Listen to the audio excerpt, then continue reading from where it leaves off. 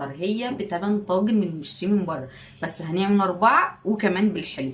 يعني كل ده بسعر واحد بس. صلي على الحبيب قلبك كتيب. انا اسمي سمر، بعمل ميزانيات يوميه واسبوعيه. ميزانيتي بتبتدي من اول 100 جنيه لحد 3000 و5000. كل الميزانيات اللي تخطر على بالك، كل ما تخطرش اكتبيها.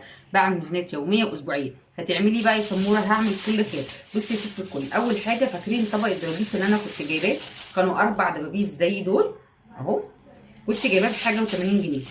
ماشي. كنت جايباه منين يا سموره؟ كنت جايباه من خير زمان او كارفور اهو. عشان ما حدش يقول لي لا ده اكتر من صدر، هو الصدر واحد ده. والله حتى نص صدر، بما ان الفرخه بيبقى فيها صدرين، ده صدر واحد بس. هتعملي ايه يا حبيبتي يا سموره؟ همسكه هقصه وهعمل معاها اكله حلوه اقتصاديه مفيده مغذيه، كلها على قد الايد.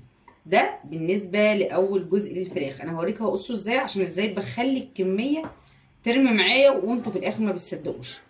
هقصهم كده اهو، رفيعه على قد العقله عشان هي سمكها تخين كده اهو. وهملالك الطبق حالا. اكتبي ميزانيتك ايا كانت هي كام. عايزه اقول كلمتين: محدش بيجوع عياله، محدش هيخاف على عيال حد غير اهل البيت. فبلاش تقولي بتجوع عيالك. والناس اللي مش محترمه اللي بتقولي الاكل بيتشم، لا يا حبيبتي، الاكل ما بيتشمش، النعمه ليها احترامها. تمام كده. ده بالنسبه لصدر الفراخ. انا خلصت اهو. وهعمل معاها حاجة تانية. انا بجيب المكرونة السايبة. المكرونة السايبة بتكون ب22 جنيه، فانت تجيبي كيس ب10 جنيه يعني 400 جرام. انا ملقتش السايب حاليا عندي في السوبر ماركت. السايب خلص، فجبت كيسين.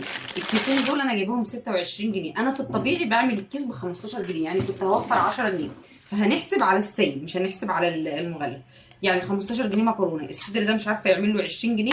وادي الطماطم الكيلو ب5 جنيه. قولي هناخد كيلو طماطم. الحلو اكتبهولي في الكومنتات وانا هقولك عليه. هنزلهولك ريلز مخصوص. بس اللي هقدر اعمله معاكي هقولك هو ده الحلو كنت عاملاه ب39